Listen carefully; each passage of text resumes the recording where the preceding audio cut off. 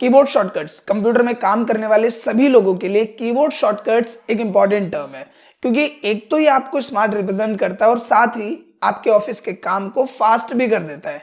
तो आज के अगर इस वीडियो की हम बात करें तो इस वीडियो में कंट्रोल ए से लेकर कंट्रोल जेड तक जितने भी शॉर्टकट्स होते हैं, वो भी एक नहीं किसी किसी की से 2 या 3 शॉर्टकट्स होते हैं, वो सब कुछ मैं आपको इस एक वीडियो में बताने वाला हूं।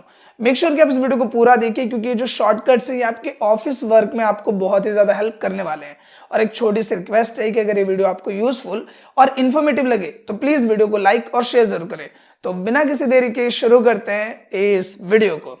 अब नॉर्मल ध्यान देते हैं कंप्यूटर स्क्रीन पे और शुरुआत करते हैं सबसे पहले शॉर्टकट से, जो कि है कंट्रोल+A, जिसका यूज आई नो कि आप में से बहुत सारे लोग को पता होगा, क्योंकि ये सबसे ज्यादा यूज किया जाता है, जो कि होता है किसके लिए? सेलेक्ट ऑल करने के लिए। अब अभी अगर हम यहाँ पे बात करें तो हमारे पास सेलेक्ट करने के लिए इस MS वर्ड पे कुछ भी नहीं है, तो यहाँ पे हम एक फॉर्मूला टाइप करेंगे जो कि है इक्वल RAND और ब्रैकेट शुरू ब्रैकेट बंद, प्रेस करेंगे एंटर। जैसे मैं एंटर प्रेस करूंगा आप देखोगे कि यहाँ पे मेरे पास एक पैराग्राफ आ गया है। अब अगर मैं कंट्रोल A प्रेस करता हूं तो ये पूरा का पूरा पैराग्राफ एक ही बार में बड़ी आसानी से सिलेक्ट हो जाएगा। और अगर हम कंट्रोल A की बात करें तो सिर्फ यही नहीं, डिफरेंट प्लेटफॉर्म्स पे हम कंट्रोल A का यूज देख सकते हैं। फॉर एन एग्जाम्पल, अगर मैं बात करूं यहाँ पे जो कि हमारी डेस्कटॉप स्क्रीन है, अगर मुझे एक ही बार में सभी के सभी फाइल फोल्डर्स आइकन सबको सेलेक्ट करना है तो वो काम मैं कंट्रोल A की मदद से बड़ी आसानी से कर सकता हूं। इसके लिए मुझे सिंपली कंट्रोल A प्रेस करना है और आप देखोगे कि सारे के सारे जो मेरे यहाँ फोल्डर फाइल्स जितने भी एप्लीकेशंस है वो सब कुछ यहाँ पे सेलेक्ट हो गए। सेम लाइक अगर आप गूगल पे हो, आप डिफरेंट प्लेटफॉर्म्स पे हो, तो वहां पे भी आप कंट्रोल A का यूज इस तरह से कर सकते हैं। अब दोस्तों बात करते हैं नेक्स्ट शॉर्टकट की, जो कि है कंट्रोल+B, जिसका यूज किया जाता है टेक्स्ट या सिलेक्टेड पार्ट को बोल्ड करने के लिए। बोल्ड मतलब क्या होता है कि अभी आप यहाँ पे देख रहे हो कि हमारे पास जो डेटा है वो काफी थिन पोर्शन पे है। अगर मैं इसे थोड़ा सा थिक करना चाहूं, थिक यानी कि थोड़ा सा मोटा करना चाहूं, तो उसके लिए हम कंट्रोल B का यूज कर सकते हैं। तो सिंपली आपको एक उंगली से कंट्रोल की को होल्ड करना है और B प्रेस करना है। आप देखोगे कि जो पार्ट मैंने सेलेक्ट किया था वो पहले के कंपैरिजन में थोड़ा सा थिक यानी कि बोल्ड हो गया। अब बात करें नेक्स्ट टर्म की, जो कि बहुत ही ज्यादा यूज होता है, जो कि है कंट्रोल+C, जिसका मतलब होता है कॉपी। अब हम कॉपी क्यों करते हैं? मान लो कि मुझे एक ही काम बार बार नहीं करना, जैसे कि मैंने यहाँ पे सपोज ये वाला पैराग्राफ लिखा, ये मैंने टाइप करके लिखा है और यही पैराग्राफ मुझे टास्क दिया है कि मुझे 5 बार लिखना है। तो मैं क्या कर सकता हूं कि यहाँ पे इसे सेलेक्ट करूंगा मैं, और इसके बाद मैं कंट्रोल+C करूंगा और फिर जहां पे भी मुझे पेस्ट करना है वहां पे मैं कर्सर को रखूंगा और मैं कंट्रोल+V प्रेस करूंगा। कंट्रोल+V फॉर वैन। तो कंट्रोल+C से होता है कॉपी और कंट्रोल+V से होता है पेस्ट। आसान भाषा में ये कहूं कि अगर आपको किसी भी चीज की नकल बनानी है तो इसके लिए हम कंट्रोल+C का यूज करते हैं। सेम लाइक आप यहाँ पे देख पा रहे हैं कि मेरे पास एक फोल्डर है और इस फोल्डर का जो नाम है वो मैं चेंज कर देता हूं, मैं यहाँ पे लिख देता हूं मोहन। अब अगर मुझे मोहन के ही और भी डुप्लीकेट्स बनाने यानी नकल बनानी है तो मैं कंट्रोल+C का यूज यहाँ पे कर सकता हूं। देखो मैंने इसको सेलेक्ट किया और मैं यहाँ पे कंट्रोल+C प्रेस करूंगा। इसके बाद जितनी बार मैं कंट्रोल+V प्रेस करूंगा आप देखोगे मोहन का कॉपी यहाँ पे बनता जाएगा। आप देख सकते हो मैं कंट्रोल+V प्रेस करता जा रहा हूं और ये बार बार कॉपी यहाँ पे बनाता जा रहा है। तो ये बहुत ही कॉमन चीज है एंड आई नो कि आप में से काफी लोगों को इसके बारे में जरूर पता होगा। अब यहाँ पे बात करते हैं नेक्स्ट शॉर्टकट की, जिसके एक नहीं 3 यूज है। जैसे सबसे पहले अगर हम बात करें कंट्रोल+D की, जो कि अभी आपने थोड़ा सा डेमो यहाँ पे देखा होगा, जैसे यहाँ पे मोहन का ये फाइल है यानी कि फोल्डर है और मुझे इसको डिलीट करना है, तो अगर मैं यहाँ पे कंट्रोल की को होल्ड करके D प्रेस करूं एज अ शॉर्टकट तो वो यहाँ पे डिलीट हो जाएगा। आप देखोगे कि मोहन वाली जो फाइल थी यानी जो फोल्डर था वो यहाँ से डिलीट हो चुका है। सेम लाइक अगर मैं MS वर्ड पे बात करूं कंट्रोल+D का, तो इसका अलग यूज है। जैसे कि मैंने यहाँ पे इस टेक्स्ट को सेलेक्ट किया, अब अगर मैं यहाँ पे कंट्रोल+D प्रेस करूं तो आपको यहाँ पे फॉन्ट फॉर्मेटिंग का ऑप्शन मिल जाता है, जिसमें आपको जो भी फॉन्ट स्टाइल चाहिए, जिसमें अगर आपको बोल्ड करना है या फिर मान लीजिए कि इसका जो अंडरलाइन स्टाइल है वो आपको इस तरह से डबल डालना है, या फिर जो इसका कलर है वो आपको चेंज करना है, इसके साथ ही अंडरलाइन कलर आपको कुछ और रखना है। इस तरह से आप डिफरेंट चीजें यहाँ पे सिलेक्ट कर सकते हो और जब आप इसे ओके करते हो तो आप देखोगे वो सारी फॉर्मेटिंग एक ही बार में अप्लाई हो गई है। इसकी जगह अगर हम एक्सेल में बात करें तो इसमें इसका यूज होता है डुप्लीकेट बनाने के लिए। फॉर एन एग्जाम्पल मैं यहाँ पे एक फॉर्मूला टाइप कर देता हूँ जो कि है सम का फॉर्मूला, और जिससे यहाँ पे मुझे टोटल मिल गया।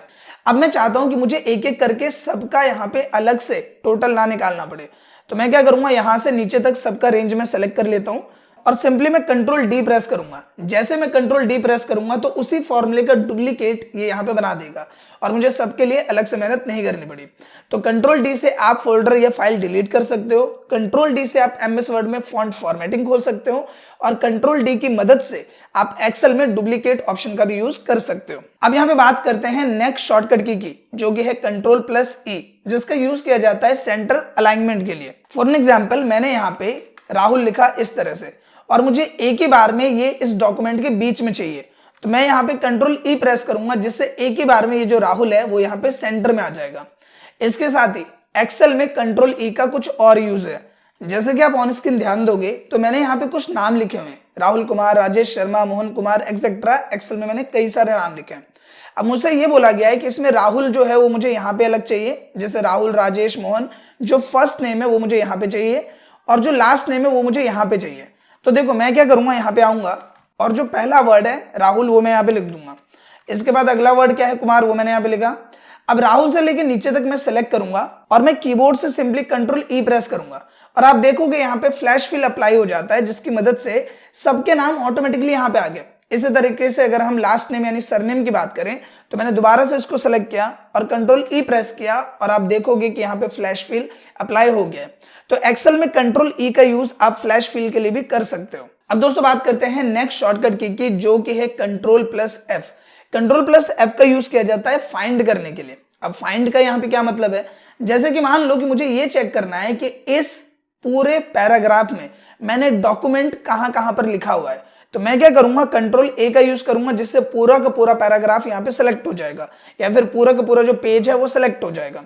इसके बाद मुझे कंट्रोल एफ प्रेस करना है और इसके बाद यहाँ पे मुझे लिखना है डॉक्यूमेंट, कि मैंने डॉक्यूमेंट कहां लिखा है। आप देखोगे मैंने जैसे यहाँ पे डॉक्यूमेंट लिखा, जहां जहां पे डॉक्यूमेंट लिखा हुआ है वहां पे ये हाईलाइटिंग दे दी गई है।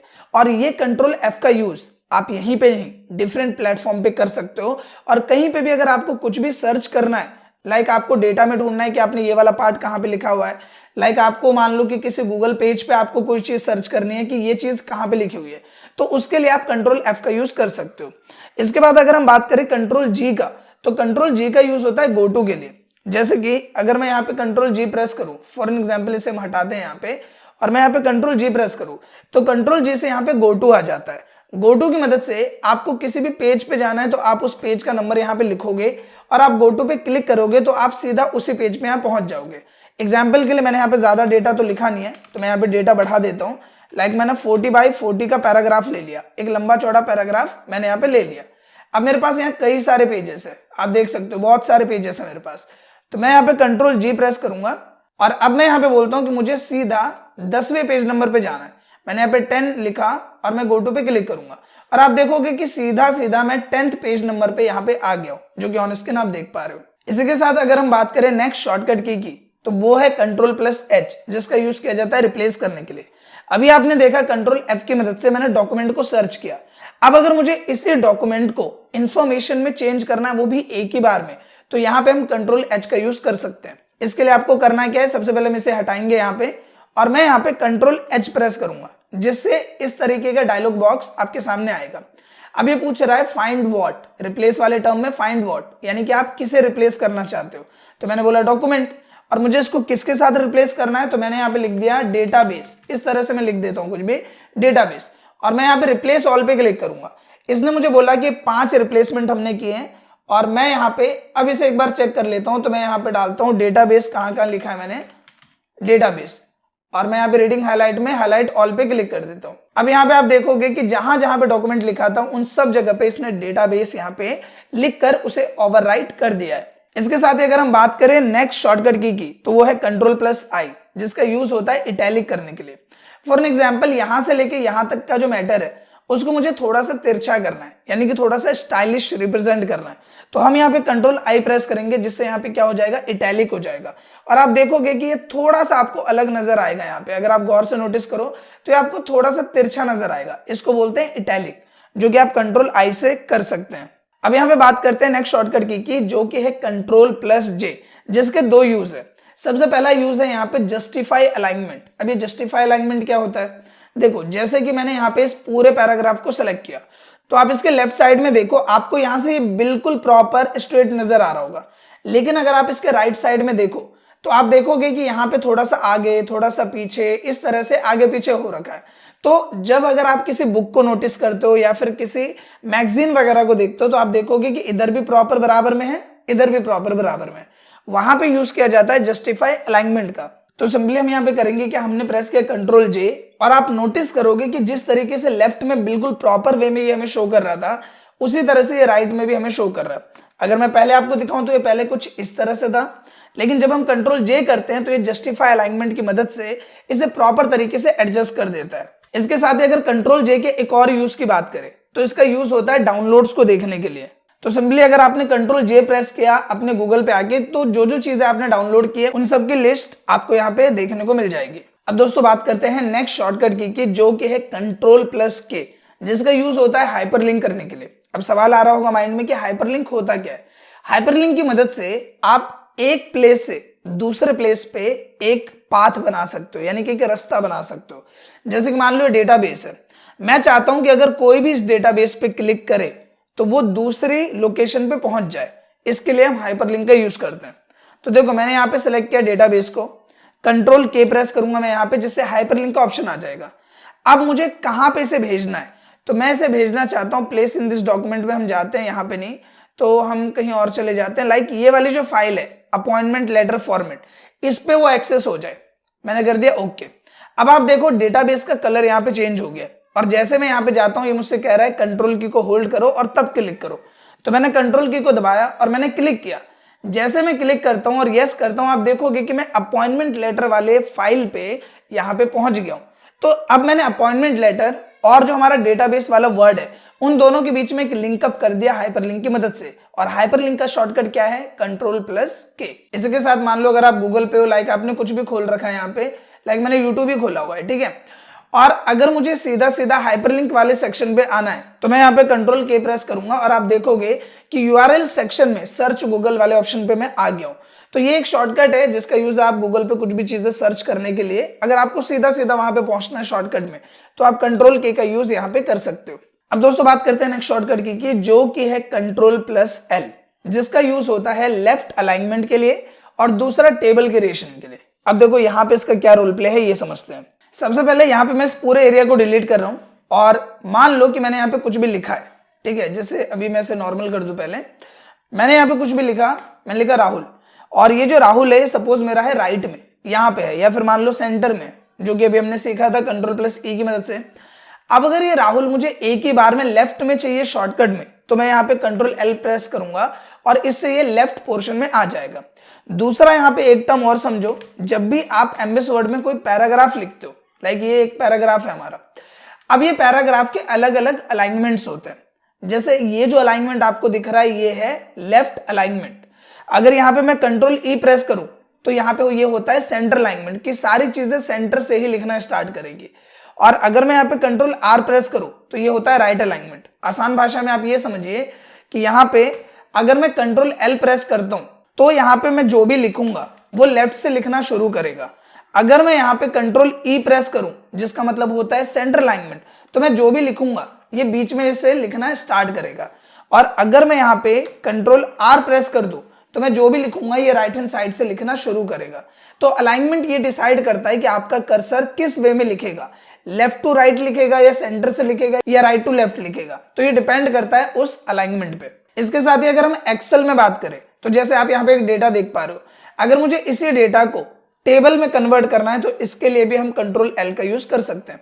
जैसे मैंने यहाँ पे इस डेटा को सिलेक्ट किया और मैं यहाँ पे प्रेस करूंगा कंट्रोल एल, तो आप देखो कि मुझे यहाँ पे डायलॉग बॉक्स मिल गया है क्रिएट टेबल का, और मैं यहाँ पे क्रिएट टेबल पे क्लिक करूंगा, ओके करूंगा, और ये मेरा डेटा टेबल में कन्वर्ट हो जाएगा, जो कि ऑन स्क्रीन आप देख पा रहे हो। हम इसे पहले जैसा कर देते हैं। अब इसके बाद हम बात करते हैं कंट्रोल एम का क्या यूज है। कंट्रोल एम का यूज होता है इंक्रीज इंडेंट के लिए।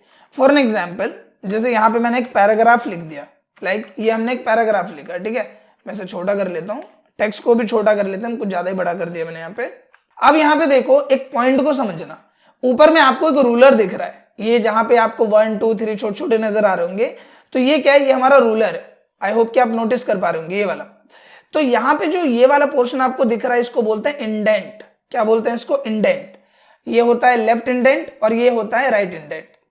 अब यहाँ पे जहां पे ये इंडेंट है वहीं से लिखना शुरू करेगा। अगर मान लो मैं यहाँ पे 2 पे आता हूं और इस इंडेंट को अगर मैं आगे कर दूं, जो मैं किससे करूंगा, कंट्रोल एम से, तो आप ये देखो इस इंडेंट को इसने आगे किया, जिसकी वजह से मेरा जो पैराग्राफ है वो भी यहां से लिख रहा है। सेम लाइक अगर मुझे यही चीज यहाँ पे भी करनी है तो मैं यहाँ पे कंट्रोल एम प्रेस करूंगा और आप देखोगे कि ये जो इंडेंट है ये आगे बढ़ जाएगा और इसकी वजह से मेरा पैराग्राफ यहां से लिखना स्टार्ट करेगा। तो अगर आपको इंडेंट को मैनेज करना है शॉर्टकट में तो उसके लिए हम कंट्रोल एम का यूज करते हैं। कंट्रोल एम का मतलब होता है इंक्रीज इंडेंट। शॉर्टकट जो हम यहाँ पे यूज कर रहे हैं कंट्रोल एम, वो किसके लिए है, इंक्रीज इंडेंट के लिए। इसी को अगर आपको पीछे लेके आना है तो आप कंट्रोल के साथ शिफ्ट को भी होल्ड करो, कंट्रोल शिफ्ट दोनों को दबा के रखो और एम प्रेस करो तो ये वापस आ जाएगा। ठीक है, आई होप कितना पॉइंट आपको क्लियर हो गया होगा। तो यहाँ पे कंट्रोल शिफ्ट एम आप करोगे तो ये वापस आ जाएगा। इसके साथ मान लो कि अगर आपने इसे काफी आगे कर रखा है, लाइक इस तरह से, आपको एक ही बार में पूरा इंडेंटेशन नॉर्मल करना है। इंडेंटेशन को क्या करना है, नॉर्मल करना है। तो कंट्रोल क्यू प्रेस कर दो। जैसे आप कंट्रोल क्यू प्रेस करोगे तो आपका इंडेंट पोजीशन नॉर्मल प्लेस पे आ जाएगा। आई होप कितना पॉइंट आपको क्लियर हो गया होगा। आगे बढ़ते हैं नेक्स्ट टर्म की, जो कि है कंट्रोल एन, जिसका यूज आई नो कि आप सबको पता होगा, जो कि है नया फाइल लेने के लिए, या फिर हम बात करें किसी भी प्लेस पे नई शीट लेने के लिए, नया वर्कबुक लेने के लिए, या फिर नई स्लाइड लेने के लिए। तो कंट्रोल एन का सीधा मतलब है कि अगर आपको नए डॉक्यूमेंट, नए पेज, नए स्लाइड या फिर नए वर्कबुक पे जाना है तो उसके लिए हम कंट्रोल एन का यूज करते हैं। आई होप कि इसके बारे में आपको पहले से ही पता होगा। बात करें कंट्रोल ओ का क्या यूज है, तो जैसे कि ये मेरी जो फाइल है वो बिल्कुल खाली है, मुझे यहाँ पे कोई सेव्ड फाइल को खोलना है तो मैं कंट्रोल ओ प्रेस करूंगा। कंट्रोल ओ से जितनी भी मेरी फाइल जो मैंने सेव कर रखी है उसका एक लोकेशन पाथ मुझे यहाँ पे मिल जाएगा। तो जो भी फाइल मुझे खोलनी है, लाइक मुझे यूनिट 1 खोलना है तो मैं डबल टैप करूंगा और यूनिट 1 वाली जो फाइल है वो यहाँ पे खुल जाएगी कुछ इस तरह से। तो कंट्रोल ओ का यूज किया जाता है फाइल को ओपन करने के लिए, फाइल या फोल्डर ओपन करने के लिए। इसके बाद बात करें कंट्रोल पी, जो कि one of the common term है, यूज होता है प्रिंट के लिए। अगर मुझे इसी को प्रिंट करना है तो मैं कंट्रोल पी प्रेस करूंगा तो यहाँ पे प्रिंट का ऑप्शन आ जाएगा। सेम लाइक अगर आप गूगल पे भी हो, आपको कंट्रोल पी प्रेस करना है, आप प्रिंट कर सकते हो। कंट्रोल क्यू का यूज मैंने अभी आपको बताया कि अगर ये जो इंडेंट है, अगर आपने इसे आगे कर रखा है कुछ इस तरीके से, आपको एक ही बार में इसे नॉर्मल करना है तो आप कंट्रोल क्यू प्रेस कर दो, आपका जो इंडेंट पोजीशन है वो नॉर्मल प्लेस पे आ जाएगा। बात करें राइट अलाइनमेंट की, तो थोड़ी देर पहले मैंने आपको बताया था कि अगर मैंने यहाँ पे कुछ भी लिखा है, लाइक मैं यहाँ पे लिख रहा हूँ राहुल, और मुझे ये बिल्कुल एक ही बार में राइट में चाहिए तो मैं कंट्रोल आर प्रेस करूंगा तो इससे ये राइट अलाइनमेंट इस पे अप्लाई हो जाएगा और ये बिल्कुल राइट में यहाँ पे आ जाएगा। इसके साथ ही कंट्रोल आर का एक और यूज है जो कि है एक्सेल में। अभी एक्सेल में क्या यूज है, यहाँ पे आप बिल्कुल ध्यान देना, नहीं तो समझ में नहीं आएगा। आप यहाँ पे देखोगे इस पूरे डेटा शीट में अलग अलग डेटा है, लाइक 54, फिर 74, फिर 39, 61, 39, ये चीज है। अगर मैं यहाँ पे कंट्रोल आर प्रेस करूं तो यहाँ पे जितना भी ये राइट में डेटा है इस वाले डेटा को कंसीडर करेगा और राइट के जितने डेटा है इस पे इसी चीज को फिल कर देगा। देखो कैसे, मैंने इसको सेलेक्ट किया और मैंने किया कंट्रोल आर प्रेस, तो आप देखोगे ये 54, ये भी 54, ये भी 54, इन सबको इसने 54 कर दिया, इन सबको इसने 61 कर दिया, इन सबको इसने 53 कर दिया। तो राइट फिल के लिए भी यूज किया जाता है कंट्रोल आर का, जिसमें राइट में जितना भी डेटा है वो लेफ्ट के रिस्पेक्ट में वो बिल्कुल कॉपीड हो जाता है, एज इट इज वैसा के वैसा ही ये पेस्ट हो जाएगा। इसके बाद बात करें नेक्स्ट शॉर्टकट की जो कि है control plus S, and I know कि इसका यूज आपको पता होगा, जो हम यूज करते हैं सेव करने के लिए। जैसे अगर मैं इसी वर्कबुक की बात करूं तो मैंने इसे सेव नहीं किया हुआ, यहाँ पे क्या लिख के आ रहा है, बुक 1। मैं कंट्रोल एस करूंगा तो यहाँ पे सेव दिस फाइल के लिए मुझे ऑप्शन मिल जाएगा।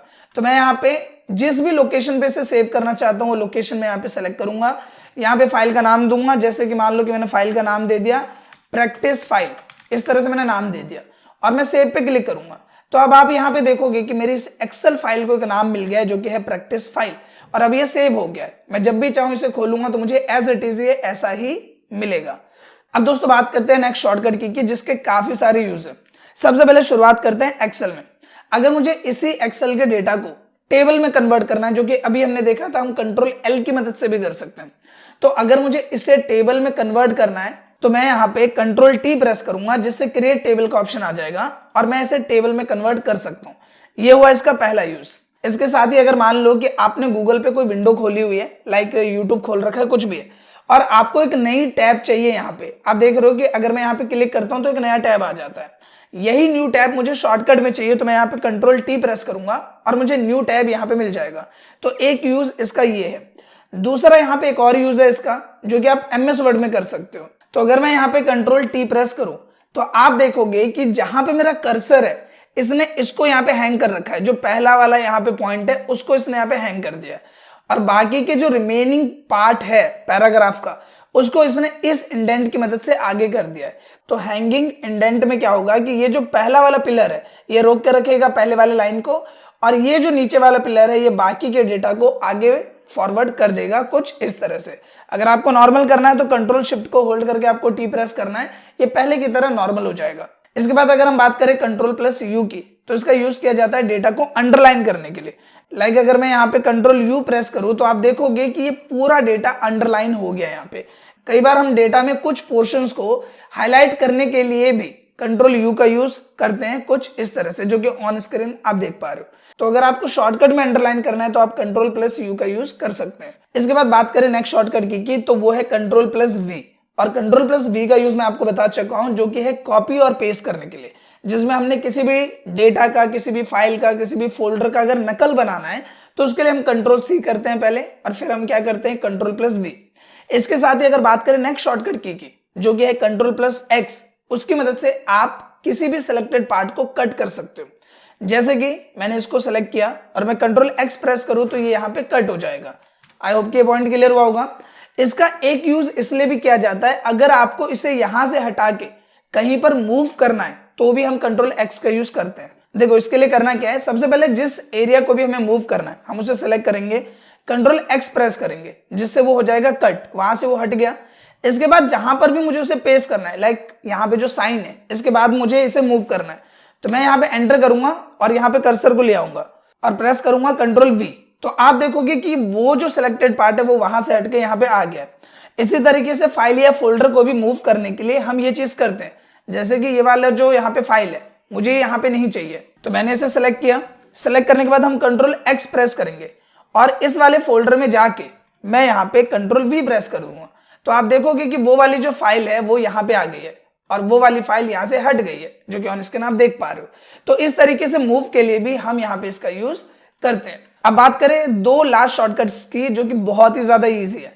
सबसे पहली चीज, अगर आपने किसी भी चीज को डिलीट कर दिया है गलती से, जैसे मैं इसको सेलेक्ट करता हूं और मैंने इसको कर दिया डिलीट, तो अगर मुझे इसे वापस लाना है तो मैं क्या करता हूं कंट्रोल प्लस जेड, जिसको हम बोलते हैं अंडू। लेकिन अगर मुझे इसे दोबारा से डिलीट करना है, ये थोड़ा कंफ्यूज करता है, ध्यान से समझना। अगर आपने किसी भी चीज को डिलीट किया और डिलीट करने के बाद वापस लाना है तो हम क्या करते हैं अंडू, और अंडू को दोबारा से मुझे अंडू करना है जिसको हम बोलते हैं रेडो, तो वहां पे यूज करते हैं कंट्रोल वाई का। तो अगर मैं यहाँ पे कंट्रोल वाई प्रेस करूं तो दोबारा डिलीट हो जाएगा। एक बार दोबारा समझते हैं इसे। जैसे यहाँ पे कोई भी चीज है, मैंने इसे सेलेक्ट किया, मैं इसे कर देता हूं डिलीट। अब मुझे उस स्टेप को पीछे लेना है तो मैं कंट्रोल जेड करूंगा, और अब मुझे इस स्टेप को दोबारा से पहले जैसे करना है तो मैं यहाँ पे कंट्रोल वाई कर दूंगा।